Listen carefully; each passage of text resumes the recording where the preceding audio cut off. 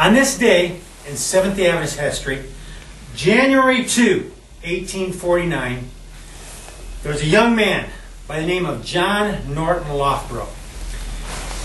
He was an early Adventist minister. He became a minister when he was 16 years old. Well, he decided he wanted to be an evangelist.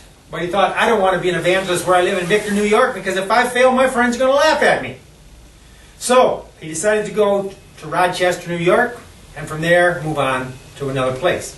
So he took the train to Rochester between Christmas and New Year's, 1848. He got off the train at Rochester and walked 12 miles to his brother's house in Adams Basin. There he spent the night, and then he went looking for a church to preach at. Well, he went down to a place called Kendall Corners, because he heard that there was probably an Adventist that lived there. He didn't know the name, but when he got there, he was standing in front of a house and a cutter, one riding by. And so he says to the driver, "Are there any Millerite Adventists that live in this town?"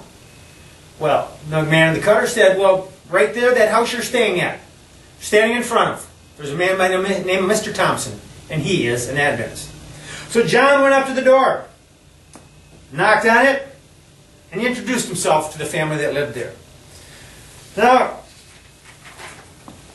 this was only the second night of John's whole life that he'd ever stayed anywhere other than a relative's or somebody's house.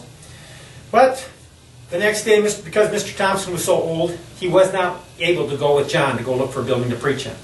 So John went over to a Baptist minister who Mr. Thompson recommended he go to, because he thought, this man might give his church to let you use it.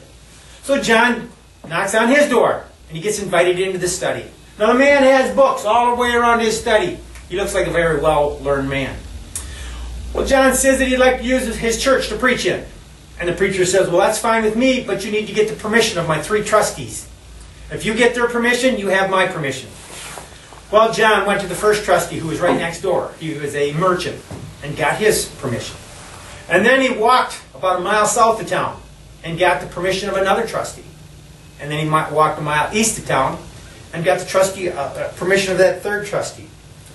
Now, John writes, John's next stop, he wanted to know how he should publish these things. And they told him he should go to the schoolhouse.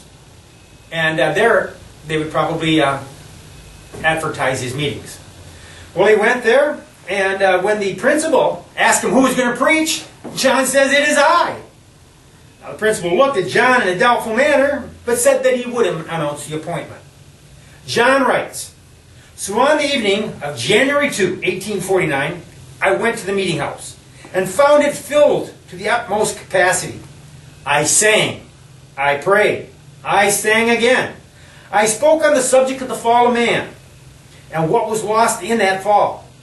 Instead of being embarrassed, as I had feared I might be, the blessing of God came upon me, and I had good liberty in my discourse.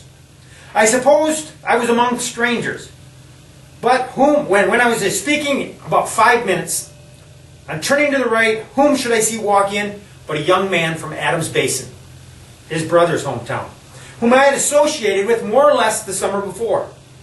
As I was speaking, I was so free in speaking, and his presence caused me no embarrassment. After the service, I learned that he had come there to spend the holidays with his grandma, and he said, 'I am glad you have decided to become a minister.'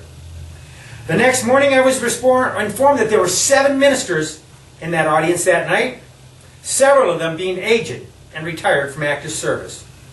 John would only have one more sermon in that Baptist church before that building was closed to his meetings. On this day, January 2, 1849, John Loughborough began his Advent preaching."